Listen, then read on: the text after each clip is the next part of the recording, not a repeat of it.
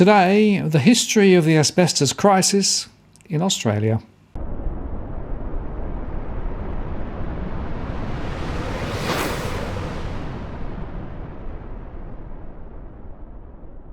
Hello again, it's Martin North from Digital Finance Analytics. Welcome to this post covering finance and property news with a distinctively Australian flavour. We continue our series today on asbestos-related subjects using information from Asbestos Awareness Australia. And today we look at the history of the asbestos crisis, which frankly is pretty shameful.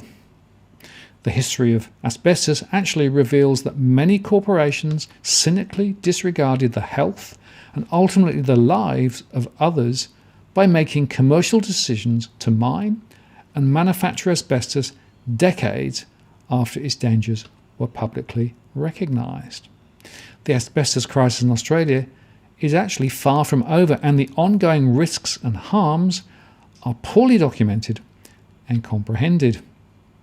Here is a summary of the asbestos timeline, because that's the best way to understand the current settings and to set the scene for the evaluation of measures and policy options to minimise future fatalities from asbestos-related diseases. So in the 1880s to 1920s, asbestos mining began globally, with mines opened in Canada, South America, South Africa, America, Italy and Russia. James Hardie Industries Limited, we'll call them James Hardie from now on, began its business as an importer of asbestos and asbestos-containing products in 1903 and initiated manufacturing of these products in 1916. In 1916, Wonderlook Limited revived its asbestos mine in Andersons Creek in Tasmania. Prior to 1969, the Wonderlook business was run by the Wonderlook brothers. The dangers of asbestos fibres were being highlighted and discussed by medical experts and Commonwealth government departments during this period. By the early 1930s, there was significant medical and industry knowledge about the links between asbestos and asbestosis, a disease with significant long-term morbidity rates and associated mortality. These dangers were highlighted in a report published by Meriwether and Price in the United Kingdom in 1930 and in a subsequent investigative report in Australia a year later.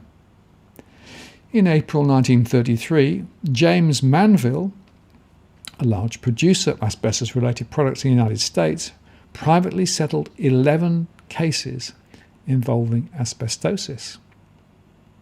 And in 1939, the first court action against James Hardie for death caused by asbestos dust was initiated. In the early 1940s, CSR Limited, we'll call them CSR from now on, began asbestos mining in Whittlemoon in Western Australia with financial support and encouragement from the West Australian state government. During the 1940s, Malcolm King, a senior operations executive of CSR, travelled overseas to talk with other asbestos companies, including James Manville in Canada and Cape Asbestos in South Africa. King is cited as admitting that from these discussions, quote, "we were always aware of some danger from inhalation of asbestos fibre." From 1940 to 1953, Wonderlook Limited operated an asbestos mine near Bowyegill, New South Wales. And in 1953, control and management of this mine passed to James Hardie. And from 1976, Woods Creek Mines Limited operated it for a further 3 years. During the 1950s and 60s, the number of lung cancer and mesothelioma diagnoses linked to asbestos exposure continued to mount. In 1955, Dole published a seminal paper linking asbestos with lung disease. And in 1960, Wagner and others published an equally significant paper on asbestos exposure and mesothelioma. And from the 1960s, concerns regarding non-occupational exposures to asbestos were increasingly highlighted by medical experts. For example, Wagner and others highlighted mesothelioma cases caused by environmental exposure in South Africa. Newhouse and Thompson identified mesothelioma cases linked to household exposure in London, and Lieben and Pistalka discussed mesothelioma cases linked to non-occupational exposure in the United States. Meanwhile, in Australia, Peter Russell, the safety officer of James Hardie, told the company management in April 1961 that asbestos was, quote, one of the most dangerous of industrial poisons. And he further advised them in 1964 that the company had a moral obligation to asbestos product users to provide warnings of the dangers of using their products. In 1964, a landmark article by Selikoff et al. Highlighted cases of asbestos-related deaths, mesothelioma, asbestosis, lung cancer, and other forms of cancer in insulation workers with relatively light and intermittent exposure to asbestos. The authors concluded that the possibility of environmental exposure to asbestos had long been known and suggested many other types of tradespersons would likely suffer similar outcomes.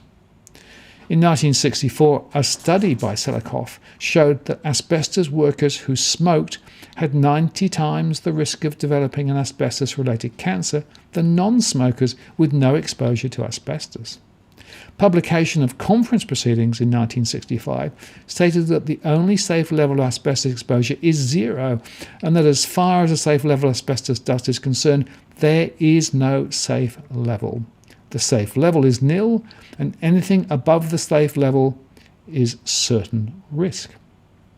The personnel manager of James Hardie distributed extracts from these papers in March 1966.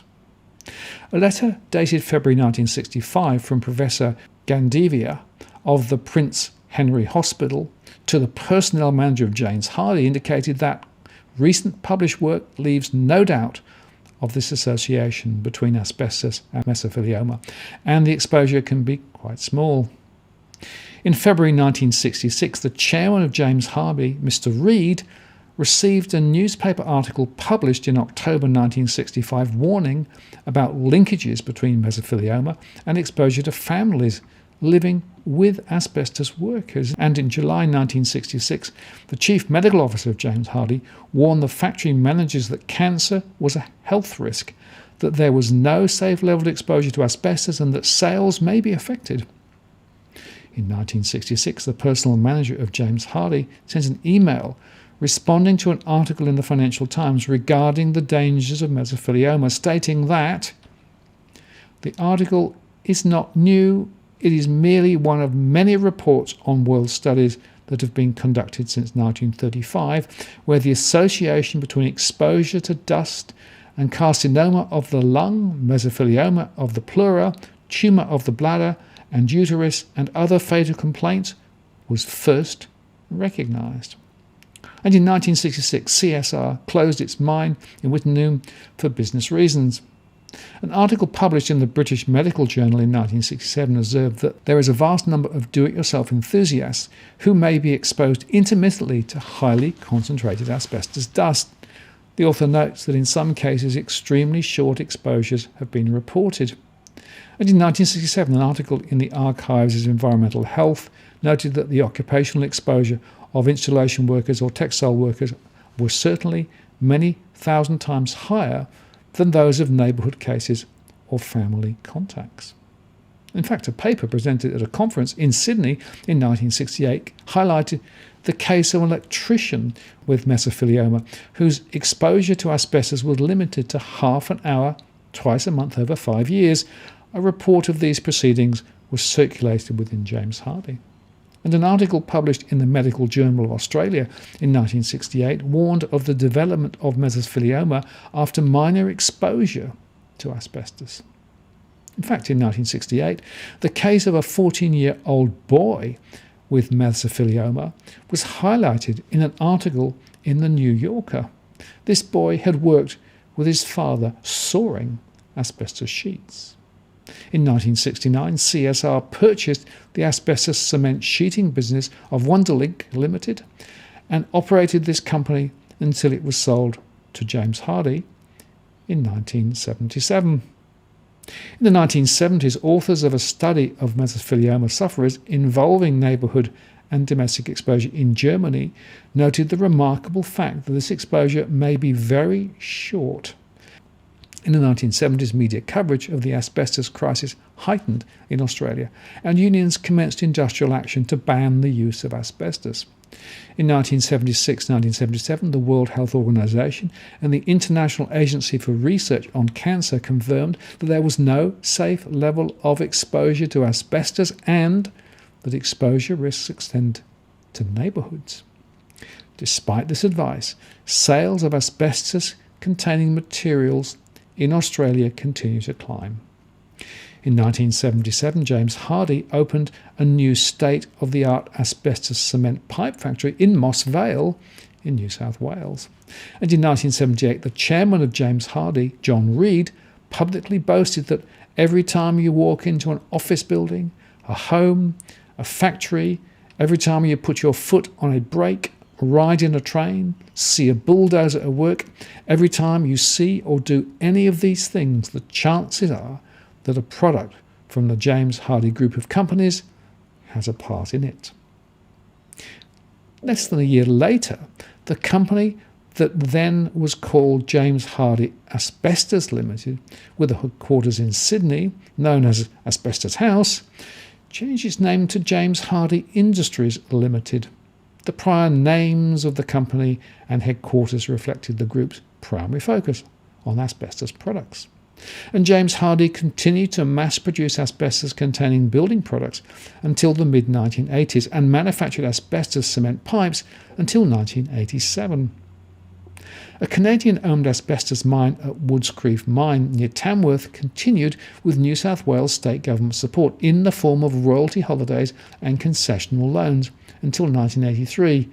The main domestic customer of this mine was James Hardie Industries Limited.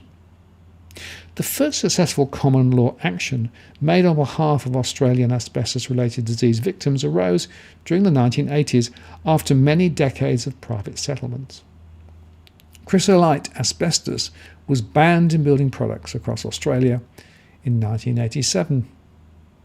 The first court victory for the Wittenoom victims was in the late 1980s. The Victorian Appeal Court ruled that CSR had acted with continuing, conscious and contumelious disregard for its workers' safety.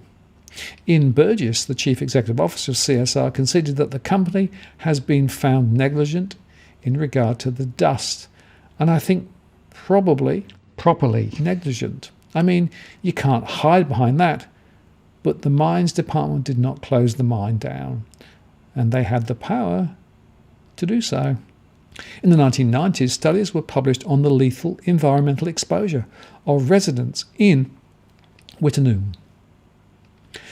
Now, in the 21st century, a total ban on the manufacture, use and stock of asbestos took effect at the end of 2003. A study published in 2008 confirmed the excess cancer risks of women and children who worked or lived in Wittenoom.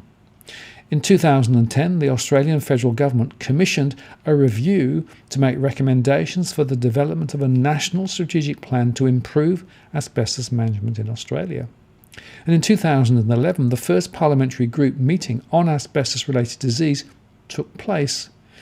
The Workplace Health and Safety Act 2011 was introduced nationally as model legislation for the management of asbestos in workplaces. This model legislation was enacted by the states and territories as workplace health and safety regulation to govern the handling of asbestos, the removal of asbestos, training of persons working with asbestos, and the licensing requirements of abatement professionals. At the end of 2011, Safe Work Australia issued a code of practice that provides guidance on how to respond to asbestos risks and contains information on identifying asbestos materials, how to report asbestos properly, and how to manage the risk of exposure in a work setting. In 2012, the Asbestos Management Review considered the evidence and made a series of recommendations, including, first, the development of a national strategic plan and the establishment of an independent national agency to guide the implementation of this plan. Second, the introduction of mandatory asbestos assessments of residential homes built prior to 1987 with a labelling system to alert potential buyers, tenants and renovators of identified threats. Third, a plan to provide for staged removal of all asbestos-containing materials from government and commercial buildings by 2030. The then federal government indicated that it supported these review recommendations, but so far only the first step has been implemented. In 2012, the Office of Asbestos Safety was established. On 1 July 2013, the Office of Asbestos Safety was replaced by the Asbestos Safety and Eradication Agency. The Asbestos Safety and Eradication Agency is empowered under the Asbestos Safety and Eradication Agency Act 2013 to coordinate a framework for the Commonwealth, states and territories to work together to prevent harmful exposure to asbestos and to eliminate asbestos-related disease. The Asbestos Safety and Eradication Agency confirms that it was set up to provide a national focus on asbestos issues, which goes beyond workplace safety to encompass environmental and public health concerns. Despite these worthy ambitions, our research suggests that public acknowledgement of asbestos issues in Australia beyond workplaces remains minimal and equivocal. Our household survey results suggest the broader community remains largely unaware of the public health risks and impacts of legacy asbestos in homes, and further, our analysis of available public health guidance suggests current warnings to householders about the health risks of asbestos exposure are qualified, incomplete, and poorly disseminated. The only legal actions that we are aware of that have been brought against the company directors and executives of James Hardie, CSR or Wonderlic Limited were civil proceedings initiated by the Australian Securities and Investment Commission against the directors and legal counsel of James Hardie for breaches of continuous disclosure law and the statutory duty of due care and diligence. These breaches centred on misleading disclosures to the market about the sufficiency of funding available to asbestos-related disease claimants and did not extend to broader operational or safety matters. Some aspects of these cases were appealed to the High Court, with its final judgment released in 2012. Studies and meta-analyses of prior medical studies published in 2017 and 18 found positive and strong associations between non-occupational exposure, including neighbourhood, domestic and household exposure, and the risk of mesothelioma. Marsh and others conclude that mesothelioma risks from non-occupational asbestos exposure are consistent with the fibre-type potency response observed in occupational settings. And other medical researchers highlight cases of mesothelioma arising from much lower dosages in non-occupational settings than observed from occupational sources. A study released in 2019 predicts the mortality rates of women who worked or lived in Wittenoom. And Reid concludes that exposure to asbestos from the general environment at levels lower than incurred occupationally has had a catastrophic effect. In 2019, the youngest person diagnosed with mesothelioma in Australia was 19.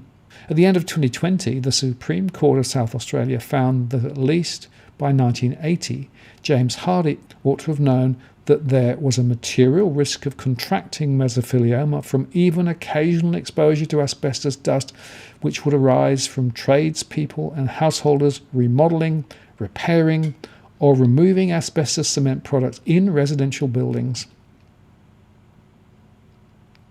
Importantly, awareness of the risks, suffering and deaths resulting from asbestos exposure in Australia was not limited to those working in the industry.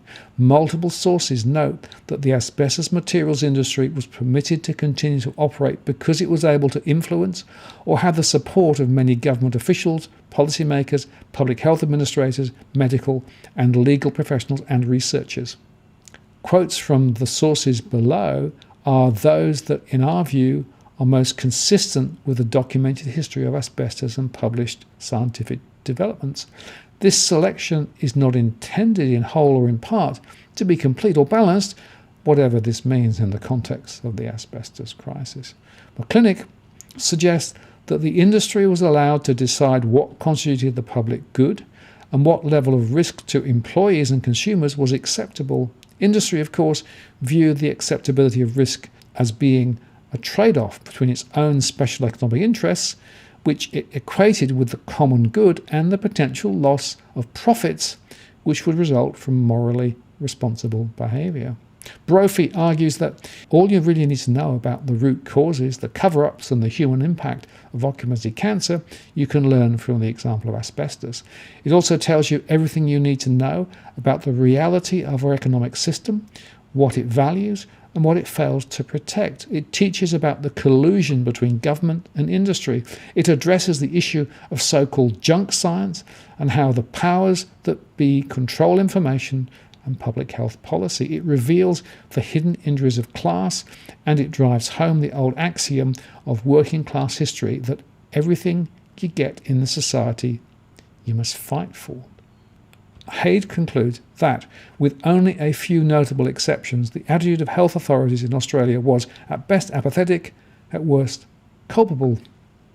And Peacock suggests that, backed by a global network of industry, PR and research, Hardy dominated key institutions in the public health bureaucracy, both state and federal, and influenced the crucial tasks of setting safe standards and monitoring asbestos, dust and disease. And Peacock claims that James Hardy sought to control Australian research on asbestos and to discredit professionals who sounded the alarm. And McCulloch and Tweedale argue that the industry, in alliance with governments and the medical professional, delayed the recognition of the environmental hazards of asbestos worldwide from the 1960s. They suggest this delayed recognition allowed the growth in the manufacture and sale of building products containing asbestos to mushroom during the 1970s and was a major contributor to the ensuing health disaster. McCulloch and Tweedale claim that not only was the medical profession's reaction to the asbestos hazard often feeble, but scientists have also been among the industry's most strident defenders. There are two reasons why this is so. Corporate suppression and intimidation meant that criticism of the industry came at a price, and the convergence of the economic, political and social interests of the scientific establishment and commerce. And Braun et al. Extend the suggested network of entities that work together to obscure the hazard of asbestos to biomedical researchers, multinational companies, academic institutions and nation-states. And Braun et al. Suggest the asbestos industry deployed a range of international strategies to control the population and dissemination of knowledge about asbestos. Such strategies include direct suppression of data from industry-sponsored research, selective publication of research findings, and the systematic use of scientific knowledge to create uncertainty. These authors note the willing participation of scientists in these endeavours. Soberg et al. Suggest that the asbestos ban in 2003 in Australia was a significant victory for the trade union movement, but unfortunately represented a story of the lack of political will by governments at federal and state level to act in the health interests of their community. And Smythe contends that vested interests in the asbestos industry, the keepers of the secret, acted to thwart public disclosure in manifold ways. The industry managed its intelligence and its image very carefully, engaged the service of public relations firms, and established medico-scientific bodies to do its bidding. He suggests that contacts within the industry were reluctant to blow the whistle. The unions were compromised or complicit. Publishers and broadcasters did not want to rock the boat, and asbestos executives curried favour with media management. These published views suggest blame or accountability for the continuing large-scale fatalities from asbestos-related disease in Australia can be widely attributed. And interestingly, the outlined views are generally historically framed and perhaps assume that the identified patterns and strategies have been resolved, yet our researchers observe the same patterns of suppression of information, careful management and restriction of public communications, limited media coverage, and passivity around asbestos threats in 2021. To be crystal clear, the asbestos crisis is far from over, and the deaths from asbestos-related disease will almost certainly continue under the current legal and other settings. Critics will undoubtedly call such discussion alarmist, but in this case, alarm is in fact warranted. The present risks of exposure to legacy asbestos in Australia are as real and substantive as the prior risks of exposure to asbestos-containing materials when those products were manufactured and sold legally. Australian households remain at risk of dying from occasional or brief durations of exposure to our legacy asbestos in their homes, and our survey results suggest that most are not properly informed about these risks. Since 2008, 52% of the mesothelioma claims made through the Asbestos Injuries Compensation Fund, which was established by James Hardie in 2006, have been categorised by KPMG, the auditor of this fund, as home renovation related. These percentages rose to 60% and 55% in 2018 and 2019 respectively, and the number of these types of claims reached a record number in 2019. Mesothelioma is a notifiable disease in Australia, with more than 830 recorded diagnoses in 2020. There is no cure for this disease, and it has a stark prognosis. Professor Ken Takahashi, director of the Asbestos Diseases and Research Institute, confirms that we don't even have a drug to treat mesothelioma once a diagnosis is confirmed, much less one that will prevent its development once someone has been exposed to asbestos dust. Vercondelet, a medical professor, describes mesothelioma as perhaps the most terrible cancer known, in which the decline is the most spectacular, the most cruel. Yet despite the continuing horrors of a mesothelioma or lung cancer diagnosis, there have been no nationally coordinated public health campaigns in Australia on asbestos threats. The amount of federal, state and other sources of funding provided for research of these diseases has been and continues to be disproportionately low for the burden suffered, and there is incomplete state-based regulation governing the handling of asbestos in residential properties beyond workplace settings, and committed, systematic and timely asbestos eradication programs appear to have stalled across Australia. So, in summary, the published evidence, concessions, warnings and statements, if true and accurate, provide important context when considering the accountability of those involved with the continued manufacture and marketing of asbestos-containing products in Australia during the 20th century.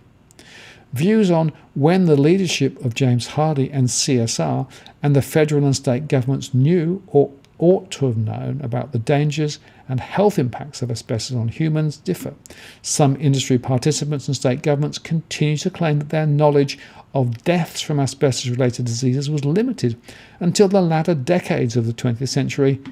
We don't find those claims plausible. In our opinion, evidence to hand today suggests that the directors and senior executives of James Hardie and CSR, the then governments and the relevant public health sectors in Australia knew or ought to have known about the burden of asbestosis in the 1930s, the links between asbestos exposure and lung cancer in the 1950s, the fatal nature of mesothelioma in the 1960s, including the possibility of contracting this disease from non-occupational sources and from low-dose and occasional periods of exposure.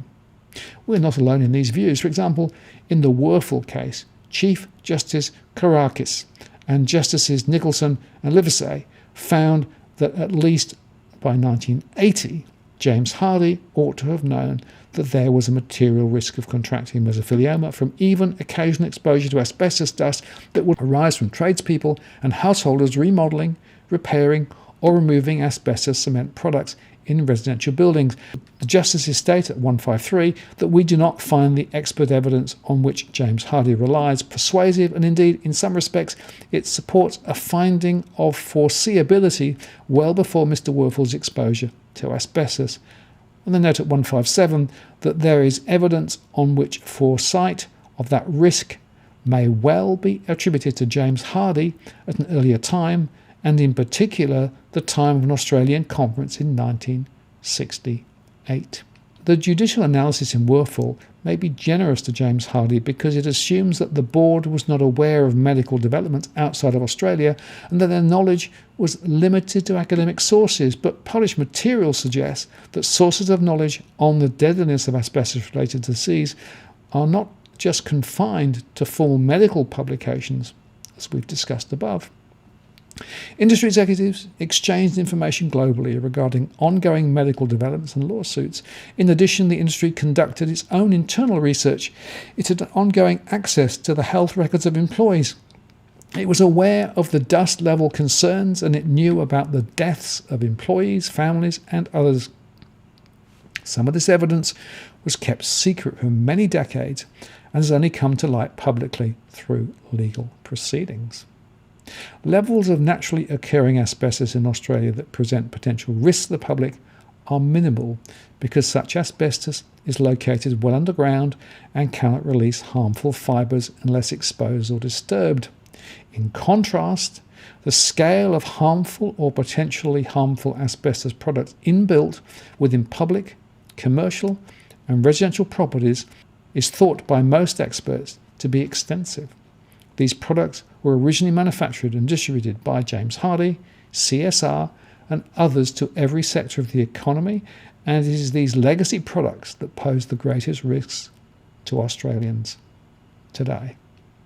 As such, we believe that James Hardie and CSR are primarily responsible for the continuing mass deaths from mesothelioma in Australia and for a portion of the lung cancer fatalities where exposure to asbestos is a material contributing factor.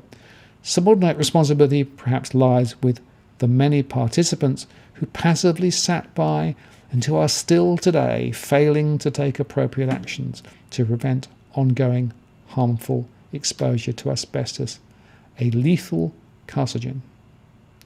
The substantive questions now are, first, when will the industry, federal and state leaders, the public health sector, scholars and the media finally acknowledge the facts and evidence of the asbestos crisis publicly and unequivocally? Second, when will the industry, federal and state leaders and the public health sector initiate the necessary preventative actions to minimise loss of life from asbestos-related diseases, especially in Australian homes? The longer these steps take, the greater the accountability of these cohorts for the avoidable lives lost in coming decades and possibly centuries. Now, with regard to Asbestos Awareness Australia, it's a registered non-for-profit company limited by guarantee, and it's a registered charity and has endorsement from the Australian Tax Office as a gift deductible recipient. The company was set up to enhance public awareness and knowledge of the dangers of asbestos threats, to promote measures and policies that prevent or minimise the harms from asbestos-related disease. And to achieve these objectives, the company provides public access to widely sourced information on asbestos risks and impacts, including the associated medical, legal and political debates. I'm Martin North from Digital Finance Analytics. Many thanks for watching, and I'll see you again next time.